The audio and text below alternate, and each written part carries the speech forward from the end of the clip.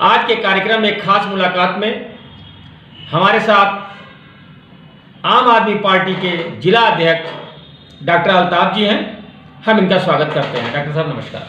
जी नमस्कार। डॉक्टर साहब, सबसे पहले तो आप जनता को ये बताएं कि आपने आम आदमी पार्टी ही क्यों चुना? देखिए, अन्ना आंदोलन के बाद जब अन्ना आंदोलन चल रहा था तो देश में एक बड़ी क्रांति आई थी। लगा कि कुछ देश में अच्छा होने जा रहा है और कोई ऐसा व्यक्ति है जो कि देश के लिए, देश के भले के लिए आवाज़ उठा रहा है। और जब आम आदमी पार्टी का जन्म हुआ तो मुझे ये लगा कि एक ईमानदार पार्टी है, अच्छी पार्टी है, इसके साथ अगर हम जुड़ेंगे तो देश के लिए, समाज के लिए कुछ अच्छा काम कर पाएंगे। तभी हमने आम आदमी पार्टी ज्वाइन किया और कर भी रहे हैं दिल्ली में। मैं ये पूछना चाहूँगा कि राजनीति अवसरवादियों का है। आपके प्रयागराज में भी बहुत ऐसे नेता हैं जो अवसर का लाभ लेते हैं और मौका देखते पार्टी बदल लेते हैं। एक मंत्री भी हैं जी। आपको अगर मौका मिलेगा अवसरवादी बनने का तो आप का क्या विचार है? मिलेगा नहीं, मुझे अवसर मिला। कई तमाम पार्टी के लोग आए, तमाम बड़े बड़े पदों का ऑफर दिया और तमाम तरीके की बातें हुई, लेकिन अभी तक आम आदमी पार्टी हमारे उत्तर प्रदेश में चुनाव नहीं लड़ रही थी। मुझे ये पता था कि ये भविष्य अभी नहीं है आम आदमी पार्टी का उत्तर प्रदेश में, लेकिन उसके बावजूद कभी मन नहीं माना। मुझे ये लगा कि अगर मैंने कोई दूसरी पार्टी ज्वाइन किया तो फिर मैं अपने ज़मीर को क्या वो दिखाऊंगा, मैं अपने आप को क्या जवाब दूंगा, क्योंकि हम लोग ने मैंने जो पार्टी ज्वाइन किया था वो काम को देखकर, विचारधारा को देखकर किया था और उसी के तहत कर रहे हैं। जैसे जैसे दिल्ली में काम हुआ, दिल्ली में अरविंद केजरीवाल जी के नेतृत्व में जो सरकार चल रही है, बिजली वहाँ के लोगों को मुफ्त में मिल रही है, पानी मिल रहा है, शिक्षा मिल रहा है, स्वास्थ्य मिल रही है, पूरे विदेश से लोग आ रहे हैं, रिसर्च करने के लिए आ रहे हैं। अभी अमेरिका के राष्ट्रपति भी आए थे और दिल्ली के स्कूल को उन्होंने देखना पसंद किया। तो अच्छा लगता है कि एक ऐसी सरकार है जिसको पूरी दुनिया के लोग पसंद कर रहे हैं। ऐसे ही हम लोग उत्तर प्रदेश में भी अब चुनाव लड़ेंगे, तैयारी कर रहे हैं, लड़ेंगे और हम लोग कुछ अच्छा करके दिखाएंगे, क्योंकि उत्तर प्रदेश में पिछले 74 सालों में सिर्फ जाति और धर्म की राजनीति हुई है। तमाम पार्टियां आई हैं, अपनी छोटी छोटी जाति और धर्म के नाम पर चुनाव लड़ा, नफरत फैलाया और नफरत फैलाकर सिर्फ अपना भला किया, पब्लिक का कुछ नहीं किया। आज इसी की वजह से शायद हमारा उत्तर प्रदेश गरीब प्रदेश है। आम आदमी पार्टी ने बिहार में चुनाव नहीं लड़ा, क्या कारण था? दूसरी चीज, जो बिहार में अभी चुनाव हुए हैं उस पर आप क्या कहना चाहते हैं? देखिए, बिहार में हम लोग सिर्फ वहीं पर चुनाव लड़ रहे हैं जहां हमारा संगठन है। उत्तर प्रदेश में हम लोग बहुत मेहनत कर रहे हैं, दिन रात मेहनत कर रहे हैं, सिर्फ संगठन बनाने पर ध्यान दे रहे हैं। समाज सेवा भी कर रहे हैं कि हम लोगों ने कोरोना जांच के लिए भी ऑक्सीमीटर कैंप हमारे कार्यकर्ताओं ने लगाने का काम किया। अपनी जान की परवाह किए बगैर गांव-गांव गए लोगों को कि ऑक्सीमीटर के ज़रिए जांच किए ऑक्सीजन की लेवल की। तो हम लोग धीरे धीरे बढ़ेंगे। अभी गोवा में हम लोगों ने चुनाव नहीं लड़ा, लेकिन उत्तर प्रदेश में लड़ेंगे, गोवा में लड़ेंगे, हम लोग पंजाब में लड़ेंगे, उत्तराखंड में लड़ेंगे। बस बिहार हमने चुनाव नहीं लड़ा। बिहार में अभी ओवैसी की पार्टी ने 10 विधायक बनाए हैं। अधिकतर वो जाति की राजनीति करते हैं, तो जातिगत राजनीति को कितना आप सही मानते हैं? देखिए, चाहे वो ओवैसी जी की पार्टी हो, चाहे वो भारतीय जनता पार्टी हो, चाहे वो सपा हो, चाहे वो बसपा हो, मैं हर उस पार्टी की खिलाफत करता हूँ जो पार्टी जाति और धर्म की राजनीति करती है। मैं उसका घोर विरोधी हूँ। ओवैसी जी ने जो ओवैसी जी ने जो बिहार में चुनाव लड़वाया, ठीक है, वो एक राजनीतिक पार्टी हैं तो उनका लोकतांत्रिक अधिकार है चुनाव लड़वाने का, लेकिन जो वो सिर्फ एक धर्म के लोगों को या एक जाति के लोगों को लेकर चलते हैं, मैं उसका घोर विरोधी हूँ। क्योंकि धर्म और जाति से हमारा देश नहीं संभलने वाला है। यही काम भारतीय जनता पार्टी कर रही है और वही काम ओवैसी जी कर रहे हैं। भारतीय जनता पार्टी सिर्फ एक धर्म को लेकर चलती है, ओवैसी जी सिर्फ एक धर्म को लेकर चलते हैं। तो ऐसे हमारे देश का भला नहीं होगा और मैं इसका विरोध करता हूँ। उत्तर प्रदेश के चुनाव में आम आदमी पार्टी जब शिरकत करेगी तो जिस प्रकार वो दिल्ली में काम कर रही है, जिस प्रकार दिल्ली में उसने आम जनता का बिजली फ्री कर रखा है, स्कूलों पे प्रतिबंध लगा रखा है कि इंग्लिश मीडियम स्कूल फीस ना बढ़ाएं, और दिल्ली के जो सरकारी स्कूल हैं वो प्राइवेट स्कूल से भी बेहतर वर्क कर रहे हैं जी। तो क्या उत्तर प्रदेश में आम आदमी पार्टी इस प्रकार का मुद्दा लेके आएगी? देखिए, बहुत अच्छा सवाल किया आपने। उत्तर प्रदेश में हम लोग पूरा दिल्ली मॉडल लेके आने जा रहे हैं। आज उत्तर प्रदेश में बिजली बहुत महंगी है। उत्तर प्रदेश का एक एक परिवार बहुत परेशान है और जब से ये स्मार्ट मीटर लगना शुरू हुआ है तब से बिजली का बिल लोगों का 2 गुना, 3 गुना, 4 गुना तक आने लगा है, जिसकी वजह से उत्तर प्रदेश की जनता बहुत ज़्यादा नाराज़ है उत्तर प्रदेश सरकार से।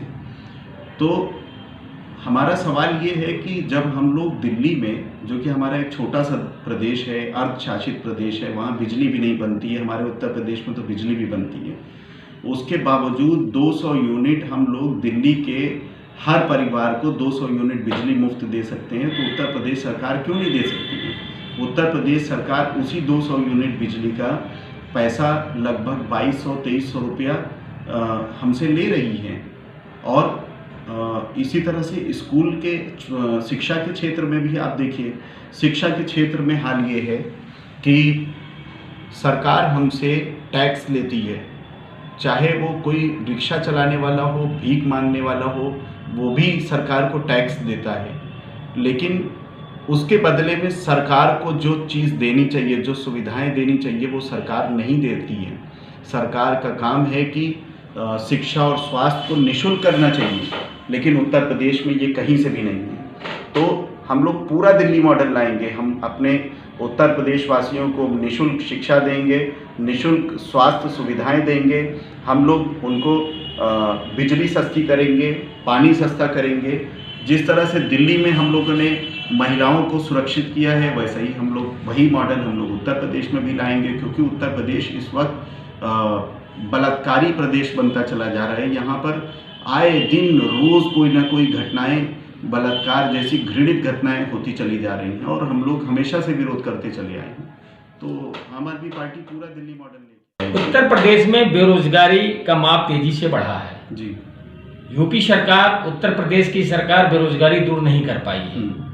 अगर आपकी सरकार 2022 में बनती है तो बेरोजगारी पे कितना फोकस करेगी? देखिए, मैं आपको एक बड़ी अच्छी बात बताने जा रहा हूँ जो थोड़ी हास्यप्रद भी है।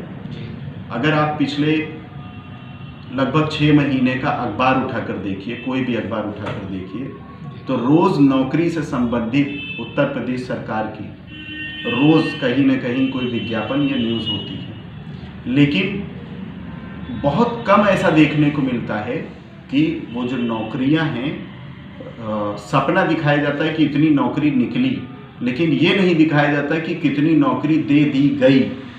ये बहुत कम ऐसा वक्त आता है कि जब ये कहा जाता है कि इतने लोगों को नौकरी दे दी गई।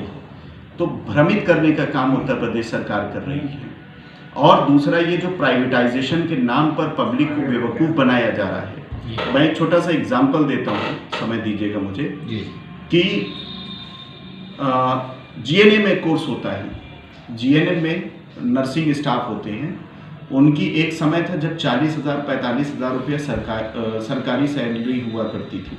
आज की तारीख में उन लोगों को एढाक पर रखा जा रहा है, और एढाक पर रखने का मतलब ये है कि उनकी सैलरी घटकर ठेके पर दे दी गई है। सरकार अब नहीं देती है, अब किसी एक प्राइवेट कंपनी को दे दी गई है, और प्राइवेट कंपनी उनको रखती है 15,000 रुपये में।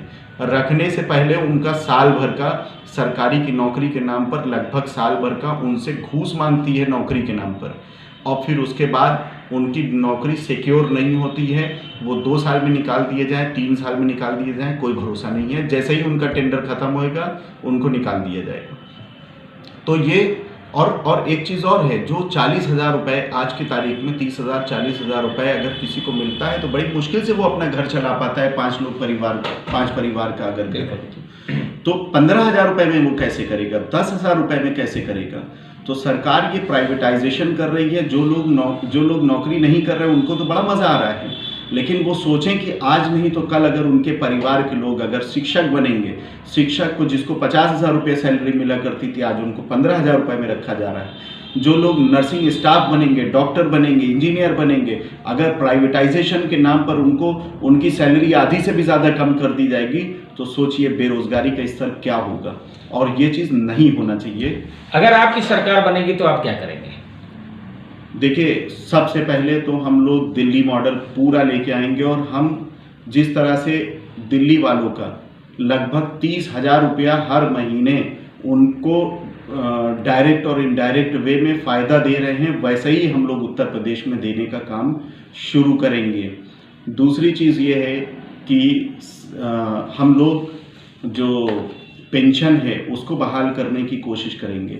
जितनी भी दिल्ली मॉडल है, दिल्ली मॉडल को हम लोग उतारेंगे और हमारे उत्तर प्रदेश की जनता के लिए जो बेहतर सुविधाएं हो सकेंगी वो करेंगे। और सबसे पहले हम लोग उत्तर प्रदेश से जाति और धर्म की राजनीति को टाटा बाय बाय करेंगे। आज के कार्यक्रम में खास मुलाकात में हमारे साथ आम आदमी पार्टी के जिला अध्यक्ष प्रयागराज से डॉक्टर अल्ताफ जी थे। मैं विदा लेने से पहले इनसे चाहूँगा कि आप हमारे चैनल के माध्यम से भारत की जनता को क्या संदेश देंगे? मैं आप सब लोगों से ये अपील करना चाहता हूँ कि दोस्तों, हमारे देश को आज़ाद हुए 74 साल हो गया लगभग, और आप किसी भी पॉलिटिकल पार्टी का इतिहास उठाकर देख लीजिए, सब लोगों ने जाति और धर्म की राजनीति किया है, ज़्यादातर पार्टियों ने। आम आदमी पार्टी एक ऐसी पार्टी है जो सिर्फ जनता के हित की बात करती है, देश की बात करती है।